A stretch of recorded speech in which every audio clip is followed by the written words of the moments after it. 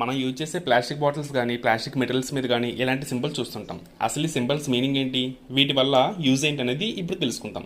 ప్రతి ప్లాస్టిక్ మీద ఇలా గ్రీన్ కలర్లో సింబల్ ఉంటుంది. దీన్ని రీసైకిల్ సింబల్ అంటారు. అయితే ఈ సింబల్తో పాటు రీసైకిల్ సింబల్లో నెంబర్ కూడా ఉంటాయి. ఈ నెంబర్స్ని బట్టి ఆ ప్లాస్టిక్ దేనితో తయారు చేశారు, ఆ ప్లాస్టిక్ని రీసైకిల్ చేయొచ్చా లేదా అనేది తెలుసుకోవచ్చు.